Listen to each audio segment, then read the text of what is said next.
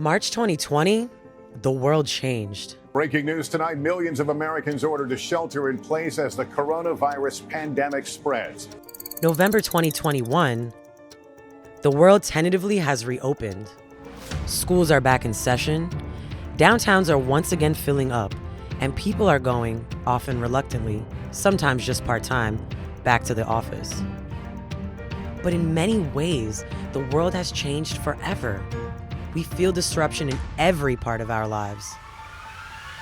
On this week's special edition of Montclair News Lab, we'll see how there's no vaccine for misinformation. That filter's not there anymore to evaluate information. The world of sports is back from its time out, but things are definitely not back to normal. These are college athletes in a really important time in their lives. And later, we hear big insights from some pint-sized experts. Learning in person, that's what I really like about it.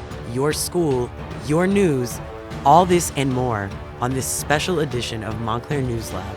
Focus, disruption, the kickoff. Welcome to the Focus Disruption Kickoff. My name is Bernice Dagua. And I'm Louis Biantilillo. Today we're covering everything that's changed since the pandemic hit all across the world. Right here at the School of Comm, we're always looking for new ways to evolve and to bring new rooms and services to this specific building for our students. And we just debuted a new center. It is called the StratComm Center. Keith Green, throwing it over to you to tell us a little bit about it. Hi everybody, I'm Keith Green. I'm the coordinator for strategic communication here in the School of Communication and Media. And welcome to the Joetta DeBella and Fred C. Sauter III Center for Strategic Communication. And part of this great center are some amazing analytics tools that students, faculty, and staff now have access to. And I'm going to throw this over to you folks so you can roll the tape and see this demonstration. So what I've done here for you today for demonstration purposes is selected a topic around the coronavirus. I want to share a little bit about the listening aspect of Sprout Social. And you can see up here in the upper right-hand corner, I have selected November 5th through November 15th for us to take a listen as to what is happening around this topic on social media across many different platforms and the web. You can look at the total number of volume of posts, number of engagements within those posts, average engagement per message, and how people are feeling about this topic, among other things. If I scroll down here, I can look at some of the other potential impressions, again, looking at the volume by day and when people are engaging by the day of the week. And if you look down here, I really like this feature. Again, how are people feeling about such a topic by date? So you can see positive is sort of that light blue teal color, negative is purple. Now this can be related to news. This is where you can dig deeper into something. Maybe a big news story came out and people are feeling more positive or feeling negative. Then you can look at the number of engagements. And then sort of look at a sentiment summary. Like I said, 58% of the folks feel not positively about this. And this can also be used actually from a brand perspective. So say your brand is coming out with a campaign or you're having an event and you're creating hashtags or topics or themes around those events, around those campaigns. You can track something like that here and get very brand specific. So moving back up to the top here, there are a couple more things that I want to highlight that I think are really neat. So if we look at this conversation and hit on this particular tab, you can look at some of the different emojis that people are using around this topic. But you can also go through here and take out emojis and take out hashtags and look at what people are saying as well. Now, what I have done here to further narrow this category and for purposes of this discussion is to maybe make it a little bit more relevant to us, as you can go through and look at different themes. But what I've done here is themed the conversations around education and higher education. If we're talking about coronavirus and universities and students, you can see something that came up here. There's a tweet about this. And then again, you can just follow all these and it might provide some really interesting insights into a topic or again, a brand or a campaign once you start to get this granular. Okay, so one thing I want to share with you is demographics and how that is broken down. So you can see by topic, you can see the age range. So you can see where this sentiment is coming from in terms of male versus female breakdowns. Device demographics, which is really interesting, how much it is happening on mobile versus a web-based, meaning sort of a laptop. And then really granular iOS versus Android, which is really pretty interesting. So again, you can look at the demographics of a certain topic as well. So thanks to the university's investment and the generosity of our donors, students, faculty, and staff will continue to have access to great tools like Sprout Social and many others as we move forward. All of this will help prepare our students for the data-driven and analytics world that we now live in, giving our students another opportunity to get those first internships and first jobs and prepare them for the future. Thank you so much, Professor Green. Thank you for the demo. And now on to the topic of misinformation. I'm joined here today by Dr. Bon Benton. Thank you so much for joining us. Well, thank you so much for having me. Now, Dr. Benton, you have a doctorate from Vienna University, I believe. You used to work in the State Department, and you've been published extensively for your misinformation in the media. So I just wanted to ask you, why do you think there has been a rise of misinformation in the media due to the pandemic? I think that, of course, people are online a lot more, and I know that it's been said earlier in the broadcast that a lot of people are very uncertain. I think that in that nervousness, people are desperately looking for answers, and if they look for answers, they're not necessarily going to find good answers, but they're going to find answers that make them feel a lot better. And I think that this has been one of the biggest things, is that we have people really struggling with issues like mental health and uncertainty. Clear answers provided online, even bad answers, I think are finding more traction than they would have before. Now, you mentioned this a little bit in your answer, and I was just going to ask, do you think that the issue that we're having with mental health is directly correlated to the rise in misinformation that we're seeing on the media? I think that there's certainly some overlap with that, is that as people become more strained, things that maybe you would have dismissed instantly. You know, if there's someone that comes up to you shouting a conspiracy theory on the street, you run away very, very quickly. But the same kind of conspiracy theory with an authentic looking logo attached to it in social media all of a sudden kind of becomes compelling. And that filter that maybe you had pre-pandemic, it's just been so worn down by the lack of social contact, that filter's not there anymore to evaluate information. And that's really driven a lot of people towards it, I think. Now, do you have any advice to sort of minimize that insecurity, and have any sources that you would suggest to our viewers that they can look at that they know they trust? I think that the ability to search independently is really, really important. I would also strongly encourage people to be really nervous about recommended links, because the algorithms really kind of pull you down the rabbit hole. Onto those, related links, apps like Facebook, Twitter have moved to sort of working towards minimizing misinformation that's been spread on their applications. Now, I'm not sure how much you know about what they've done, but what do you think they can do to better enforce this sort of lack of misinformation on their platforms? I'm kind of cynical. I'm really cynical about this. Frances Haugen, the Facebook whistleblower who's kind of been made public, she sort of confirmed what we've been researching for some time now, which is that Facebook and platforms like Facebook benefit from hate, misinformation, and extremism. If you see kind of a cute story, you'll watch it and move on with your life. But if you get pulled into conspiratorial or hateful communication, you might stay on the site for hours. That's eyeballs, and social media as it is right now, eyeballs equal money. And she said as much. And she said that most of the attempts at minimizing the amount of misinformation and hateful extremist content that you see, that it's mostly window dressing, that they're doing it to make sure that they don't get in trouble and that they don't get regulated. But for the most part, they're really not cracking down.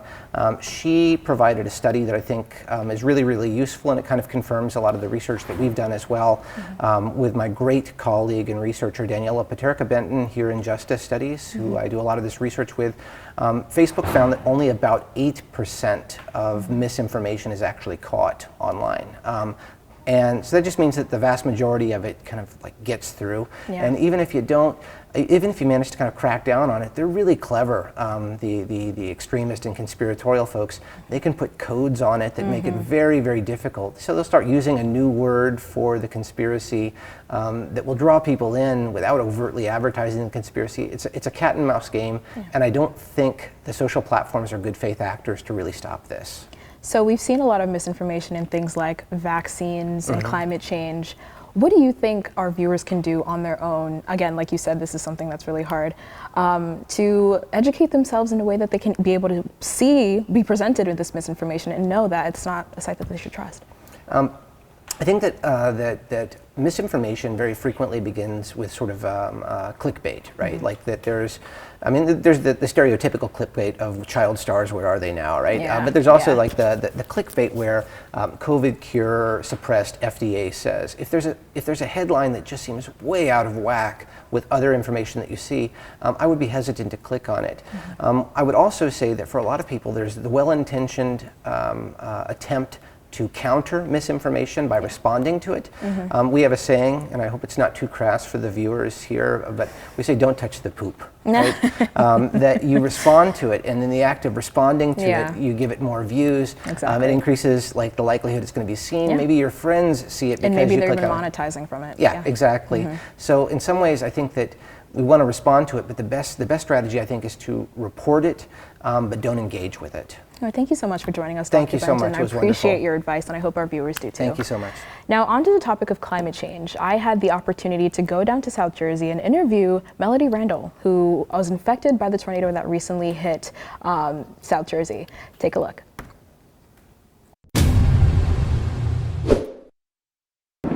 Severe storms have always taken place, but in the last few years, they have been hitting the coastal state of New Jersey hard. I've lived in South Jersey all my life.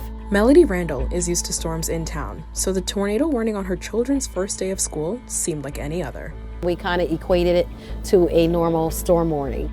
The family went about preparing dinner. Around 4 o'clock, 5 o'clock, warnings started to come across the screen, tornado warnings for the area, which we don't get that often. My son looked out the window about 5 o'clock and he saw that the clouds were getting darker and more intense.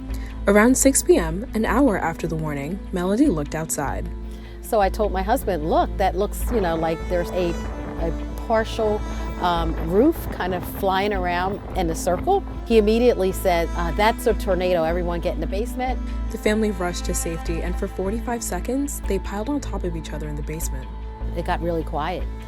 We didn't hear anything. So then we proceeded to walk up the steps, and when we walked up the steps, we saw our entire home had been destroyed. One of the first things that I noticed is that my vehicle that was actually parked in the driveway was on the roof. Our entire front of the house was in the backyard. There was absolutely no wall in our family room where we had been gathered prior to the storm. Melody's family had lived in that home for 15 years. It was our a home that we built from the ground up. All of our belongings were in a shamble, and the whole neighborhood essentially was destroyed. The family lost nearly everything in the storm. It was very difficult to see that everything that you've worked for all your life was kind of destroyed. I would never predict that in New Jersey we would have a storm to this caliber. Coastal storms in New Jersey are common, but in recent years, the severity and frequency of these storms has spiked. And I do believe is related to climate change. New Jersey's had an unusual number of tornadoes this year. Dr. Greg Pope is a professor at Montclair State University. He believes, like Melody, that climate change can impact the severity of storms. Trends of those kind of weather events, like more hurricanes or more intense hurricanes, more of them over time, those are considered legitimate signals that the climate is changing. Dr. Pope says that global warming is a sign of climate change.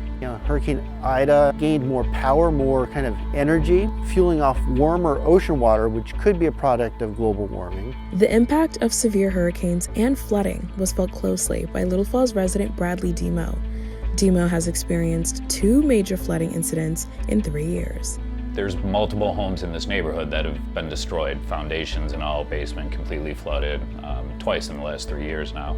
Demo was out of state during the first flood in 2018 when he received a call from the Little Falls Police Department. My vehicle at the time was either missing, flooded, gone. The water level was well above the engine, so it completely totaled it, fried the electrical system. The 2018 storm was devastating, but Ida made it look like child's play. Ida gave us a lot more water in the street than the last one, and certainly a lot longer lasting. Pope and Demo attribute some of the flooding to aging infrastructure. It's particularly vulnerable because it is now no longer resistant to certain kinds of extreme flooding. that it might have been earlier when those types of floods weren't as common. After the first event in 2018, there was proposals to install flood levees and flood walls along the Peckman River, which was the one that flooded that time. I know not much has been done in regards to that. Locals felt hopeful at the idea of flood protection for future storms, but after Ida hit and no progress was made, fear for their safety lingered. Our government, in theory, by its nature, is meant to help and protect the people. Now that the new infrastructure law is going into effect and billions are flowing to large organizations, Dr. Pope says that people need to put pressure on the government. They're as much on the hook for changing the way they do things. That can make more of a dent than collectively you and me. For residents like Melody Randall and Bradley Demo, this is a matter of survival. At one point during the tornado, my eyes were fixed open, anticipating death. It's a real concern. If anyone had any doubt about the effects of climate change, I would tell them to start to evaluate situations like we experienced in New Jersey. One state, two regions, and countless communities facing the devastating effects of climate change. It is crazy to see how members of our New Jersey society are being affected by climate change every single day. Usually we see these type of weather events happening all across the nation, across the world, but to have it right here, it's a little scary. It is a little scary, and I hope that our viewers can watch this and realize that climate change is not something that we gotta mess around with. And we're not the only ones doing climate change reporting. Our friends at WMSC, our campus radio station, are doing their own. So let's take a look with Kenny Horn from WMSC.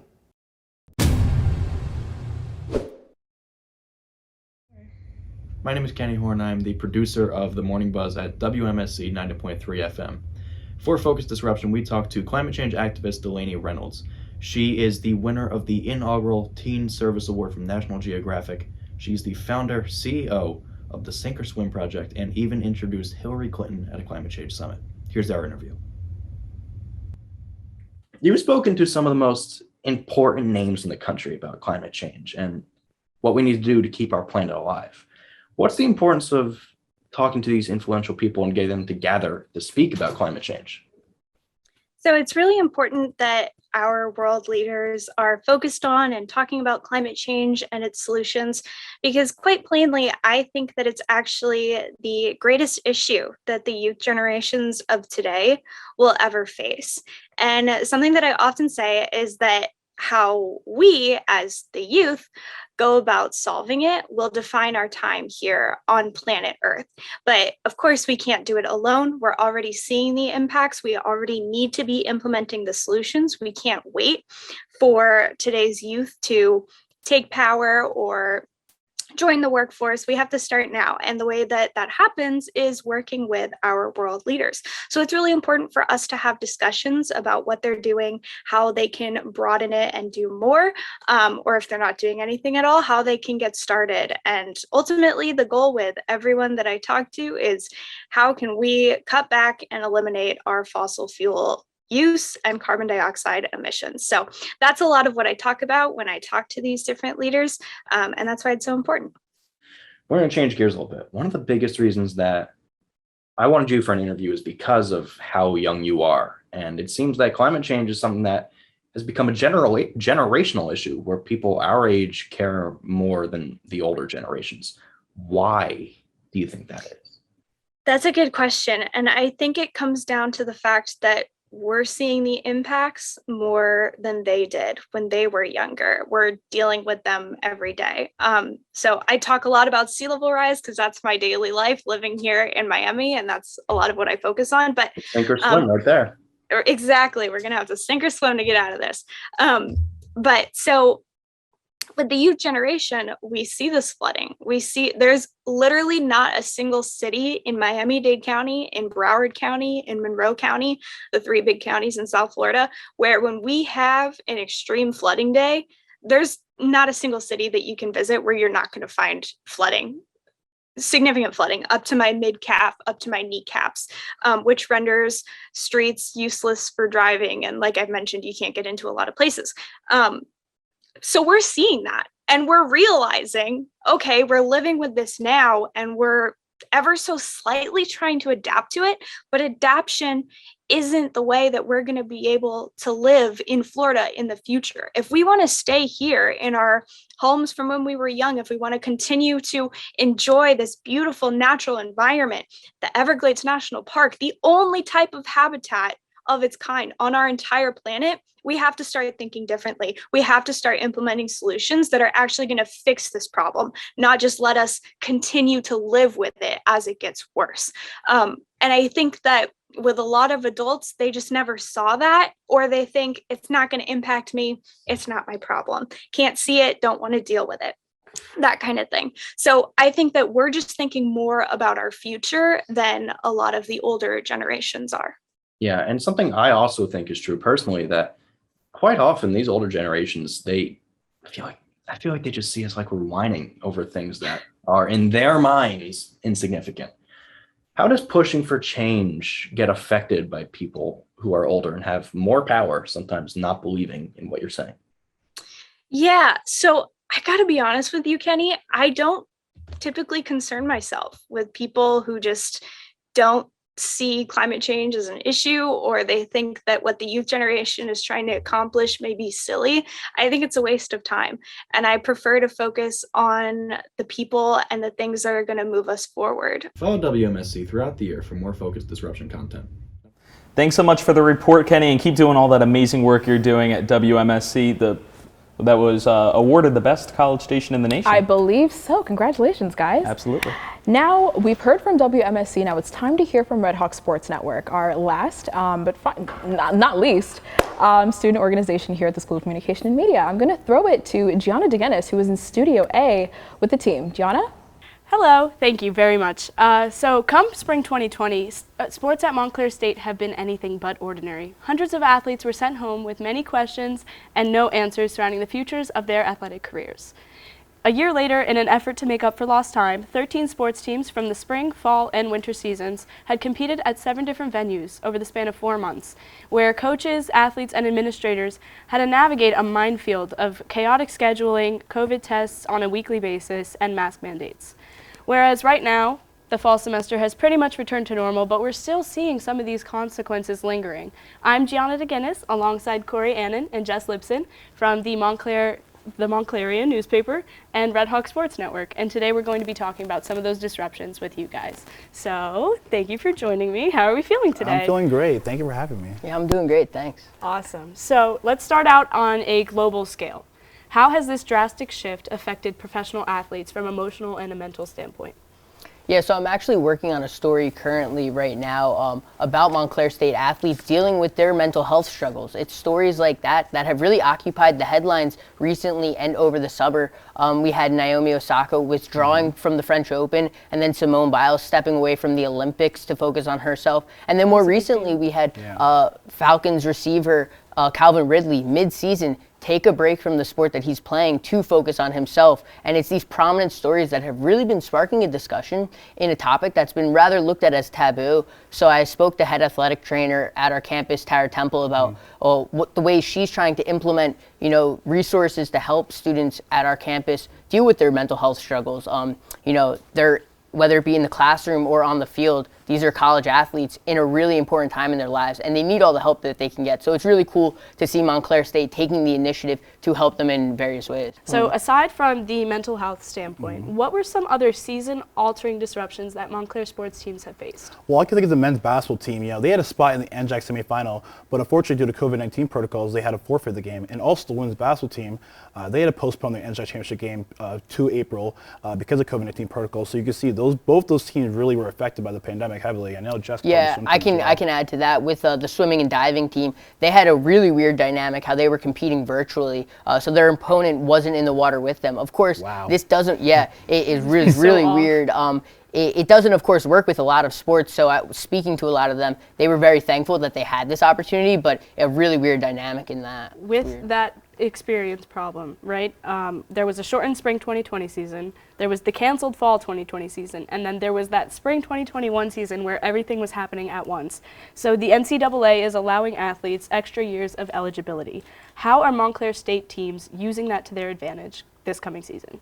This was kind of a rule that really didn't just go for just the seniors. It was freshmen, sophomores, juniors. So we're going to be seeing the after effects of this rule play out, and it's going to be really interesting to see how teams take advantage of this. I know a story that we're working on is with the men's baseball team and how they're bringing back 5 seniors. So that's going to be cool to see. How has this pandemic interrupted sports media coverage for you guys in the Montclarian and Red Hawk Sports Network? Well, I guess speaking on the Montclarian side, we couldn't do in-person interviews obviously due to the pandemic, and with that, that dynamic between your athletes and coach when you're interviewing them is something really the same, and connecting with them isn't the same, and it's unfortunate you can't really do that. I agree with that. Similar aspects. Not really. We weren't able to get as close, of course, as you'd like to those teams and athletes, and really get that bond and whatnot. So that was, of course, a big factor. Yeah, and I know for the Montclarian, we couldn't have photographers at the game shooting photos, so getting photos was really tough. And we had to scramble to do more creative things, but we eventually got a rhythm and we figured it out. So.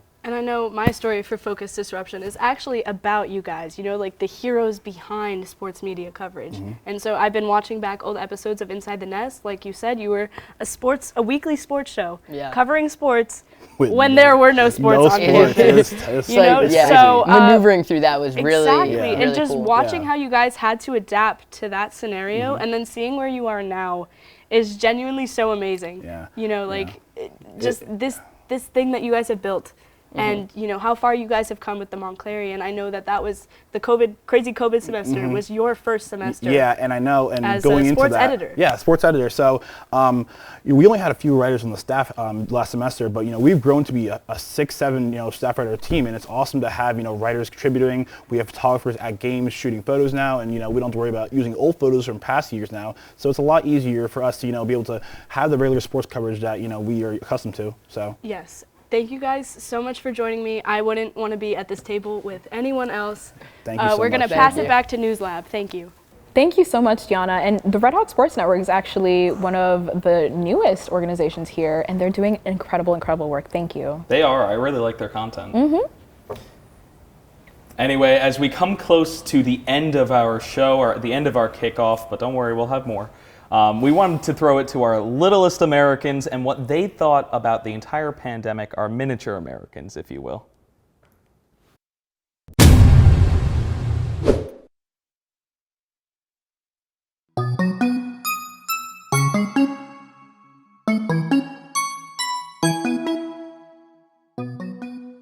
I do not like COVID-19. I couldn't have class parties, graduation. It just stopped everything. You can spend time with your family, but you don't get to see your friends as much. We can't touch, we have to do air hug. I don't really like it because I had to go on Zoom and I missed my friends. My teachers being funny and seeing my friends. Jim. Last year, it really affected my schoolwork because I wasn't really getting it on the computer. You can't do partner work. Everything's independent.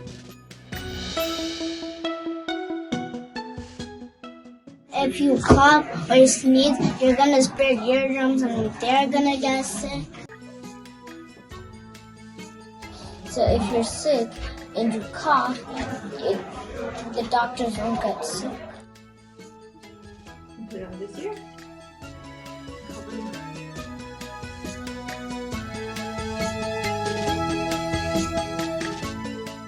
I'm excited that I can run out to recess and shoot hoops. We can easily communicate and now we don't have to do everything digital. To be able to hear my teacher better. Jim. Getting the school experience than just staying home in your room, learning in person. That's what I really like about it.